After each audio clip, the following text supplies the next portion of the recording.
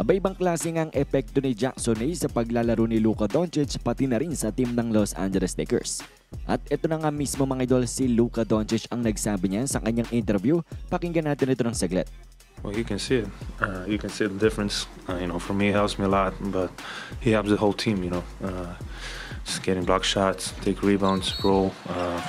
He can do a lot of things, and we miss him for sure.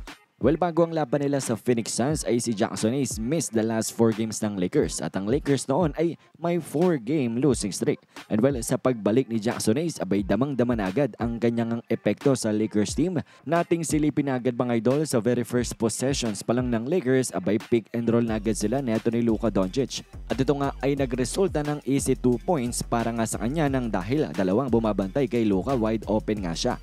And then sa another pick and roll nilang dalawa ni Luka Doncic, high pick and roll, abay dahil nga sa lob threat na itong si Jackson Hayes, abay si Devin Booker, kinakailangan nga na bantayan siya at iwan itong si Goodwin. Kaya naman dyan nga pinasa ni Luka kay Goodwin, wide open 3-pointer, hindi lang na-shoot pero great possession nga ito. Thanks sa pagiging lob threat neto ni Hayes. And then inulit lang ito ng team ng Los Angeles Lakers nang dahil they are getting good looks nang dahil sa coverage dito ng Phoenix Suns na parang dinodouble team nila. Soft double itong si Luka.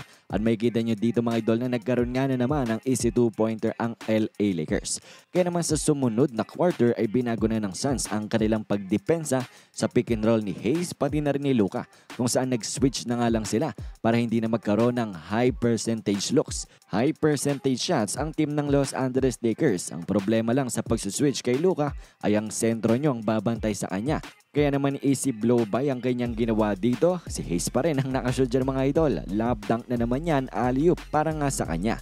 At sa another switch dito ng Phoenix Suns, abay pinagtuunan na nga nila ng pansin itong si Luka pati na rin si Hayes para wala na silang 2-man game dito. Kaso ang problema, ito namang si Austin Reeves ang naging wide open dyan. Another basket para sa Lakers, 3-pointer nga yan. Salamat dito nga sa 2-man game ni Luka pati na rin ni Jackson Hayes.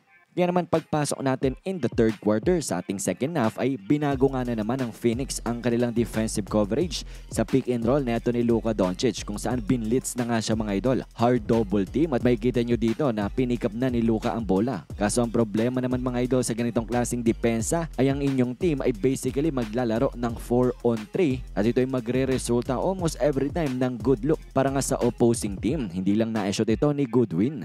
And for the next 3 possession na makikita nyo mga idol, lahat ng ito ay nauwi in favor ng Los Angeles Lakers. It's either foul or a wide open look. Basket para nga sa team ng Los Angeles Lakers.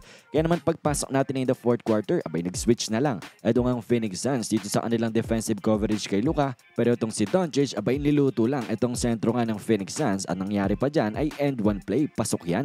Kaya naman pagkatapos ng laban ay binigyang credit nga ni Coach Redick. Ito nga si Jackson Hayes para nga sa kanyang epekto dito nga sa laban nila against sa Phoenix Suns at sa kanilang pagkapanalo.